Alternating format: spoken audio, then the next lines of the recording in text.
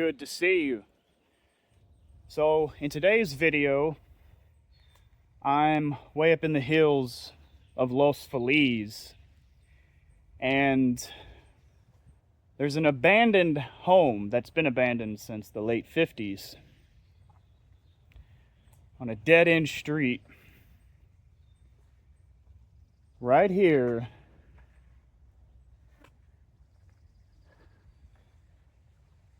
And this isn't any ordinary home. This is the home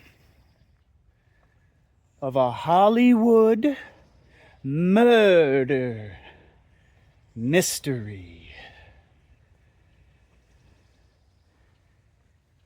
And so the story goes that on the night of December 6th, 1959, in this mansion,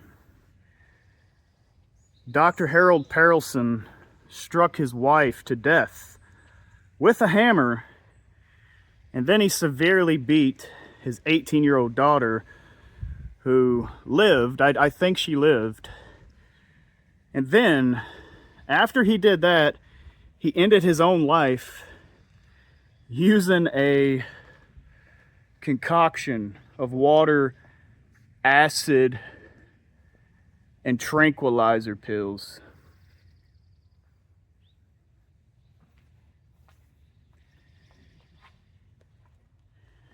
And like I said, this building has been abandoned since that very night.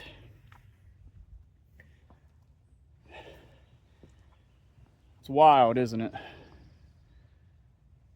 To think something that long ago has been sitting here in the same exact condition after all these years have passed of a gruesome murder, suicide, left in the very condition of that night.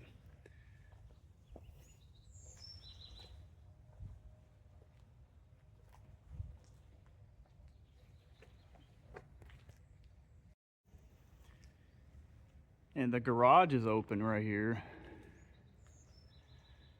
It's just wild to me to think about how a family like any other family used to live here day to day and walk in this gate, which is still in the same exact condition that night.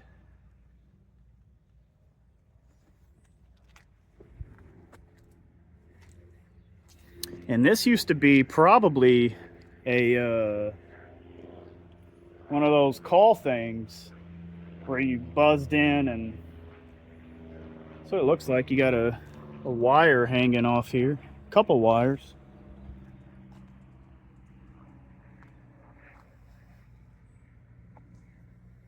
You know, being at places like this, you can really start seeing in your head life at this place. You know, you can feel it. It's in the air. You can see the family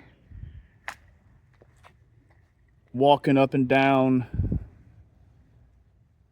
this driveway and this gate opening every day. Like I said, we are at a dead-end street.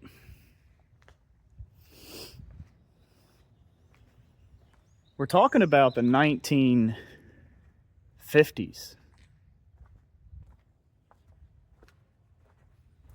You know, you start to not only see life and a family here at this house, but you also start to see and picture how the whole city used to be, and the cars and, you know, everything.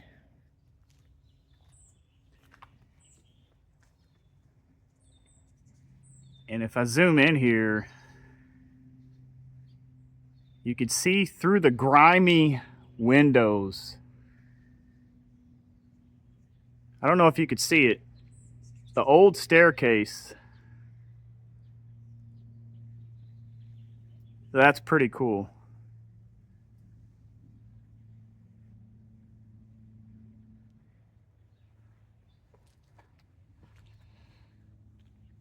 And of course, you can see some of the windows also. Looks like people have thrown some stuff through it.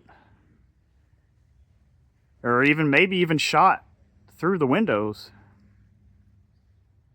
Vandalized it. And because of those people that vandalize property, we have 10 signs that say do not enter and close to the public. And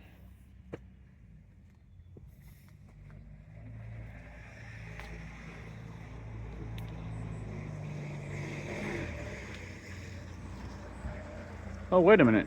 Are they getting mail? I have a mail truck over here just pulled up. Does this house, I thought this house still received mail. Oh, no, they're long gone. Oh, yeah. They are long gone.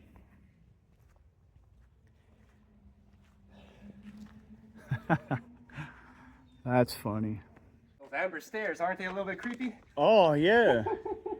Oh, yeah, the ones in the window? Yeah, every time I look at it, I get the heebie-jeebies. Oh, yeah, it's pretty cool. It is kind of awesome, though. It just feels like it's just been frozen in time. Yeah, exactly. Yeah. Exactly. All right, I'll see you later. All right, have a good one. That's exactly what it is, see? Just frozen in time. Just so many things, if you look for them in Hollywood, frozen in time. And this is really cool. This is, I really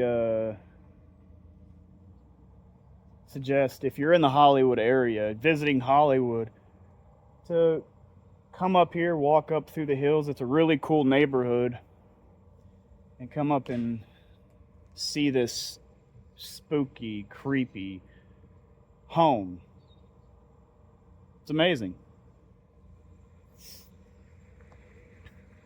So over the years, neighbors and visitors of the Perelson Mansion have shared their own stories as they've looked through the grimy windows, and they have said that they've seen a 1950s style television set, a Christmas tree. Of course, it was around Christmas that these murders happened, and supposedly neatly wrapped gifts as well. And they said that the furniture was covered in a thick layer of dust, and the living room remains as the exact same way as it was on that December night. So just a year after the gruesome murder-suicide, the mansion was sold to a couple, Emily and Julian Enriquez, and they only used the 5,000 square foot house as a storage site. And the neighbors at the time recall seeing the couple bringing boxes to the mansion up and down these steps, but they never stayed a night here at all. And then in 1994, Rudy Enriquez inherited the house, and just like his parents, he did the same thing. Never stayed a night, and they never made any changes to the old decor, outside, inside, anything. And that's what we're looking at right here, sitting in front of this rusty gate. So on the other side of this gate, I just noticed a rusting wheelbarrow.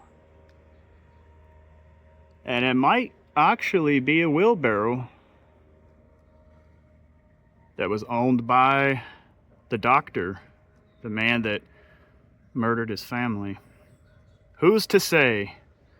Who's to say?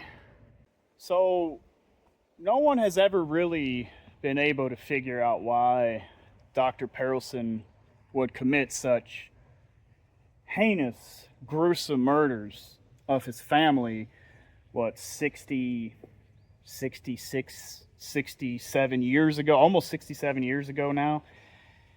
And some have pointed or speculated that he committed them because he was having financial woes, and there's just a lot of unconfirmed things that people have speculated on.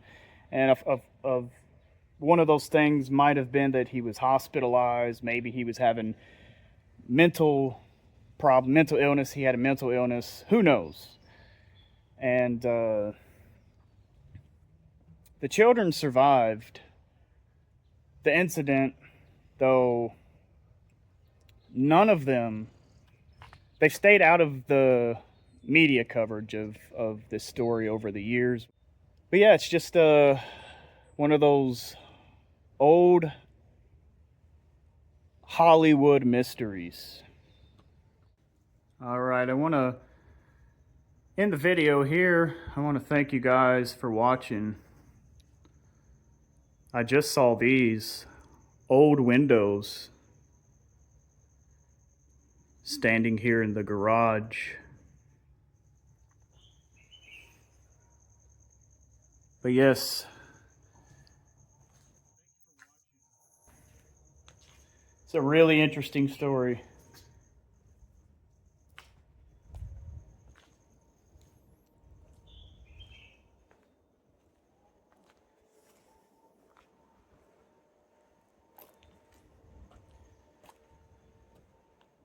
I will see you in the next video.